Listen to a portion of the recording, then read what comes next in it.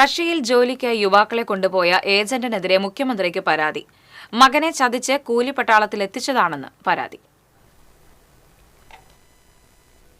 പോളണ്ടിൽ മികച്ച ജോലിയും ഉയർന്ന ശമ്പളവും വാഗ്ദാനം ചെയ്ത് തെക്കുംകര കുത്തുപാറ തെക്കേമുറിയിൽ ജെയിൻ, റഷ്യയിൽ കൊല്ലപ്പെട്ട ബന്ധു, കുട്ടനെല്ലൂർ തോളത്ത് ബിനിൽ എന്നിവരെ ചതിച്ചതായാണ് പരാതി. ലക്ഷങ്ങൾ തട്ടിയെടുത്തതിന് ശേഷം റഷ്യയിലെ കൂലിപ്പട്ടാളത്തിൽ എത്തിച്ചവർക്കെതിരെ ശക്തമായ നടപടി ആവശ്യപ്പെട്ട് ജെയിനിൻ്റെ പിതാവ് കുര്യൻ മുഖ്യമന്ത്രിക്ക് പരാതി നൽകി. എറണാകുളം ചാലക്കുടി സ്വദേശികൾക്കെതിരെയാണ് പരാതി. പ്രതിമാസം 2 ലക്ഷം രൂപ ശമ്പളം ലഭിക്കുന്ന ജോലി തരപ്പെടുത്താമെന്ന് വാഗ്ദാനം ചെയ്ത് 1,40,000 രൂപ കൈപ്പറ്റിയെന്ന് പരാതിയിൽ പറയുന്നു. പിന്നീട് ജോലി റഷ്യയിലാണെന്ന് ധരിപ്പിച്ചു. ഇതോടെ മൂന്നാം പ്രതി ടിക്കറ്റിനും അനുബന്ധ ചെലവുകൾക്കുമെന്ന് പറഞ്ഞ് 4,20,000 രൂപ കൈപ്പറ്റി. 2024 ഏപ്രിൽ 4-നാണ് നെടുമ്പാശ്ശേരി വഴി ജെയിനും ബിനിലും റഷ്യയിലെത്തിയത്.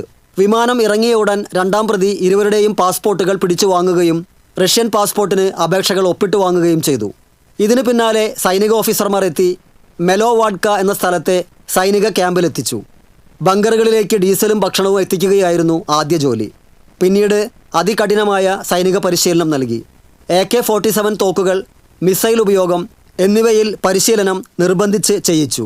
കൊടിയ വഞ്ചനയാണ് റിക്രൂട്ടിംഗ് ഏജൻസി നടത്തിയത്. മകൻ്റെ ജീവൻ രക്ഷിക്കണമെന്നും കൊല്ലപ്പെട്ട ബിനിലിൻ്റെ മൃതദേഹം നാട്ടിലെത്തിക്കാൻ ഇടപെടണമെന്നും പരാതിയിൽ പറയുന്നു. TCV news, Vadakkanchery.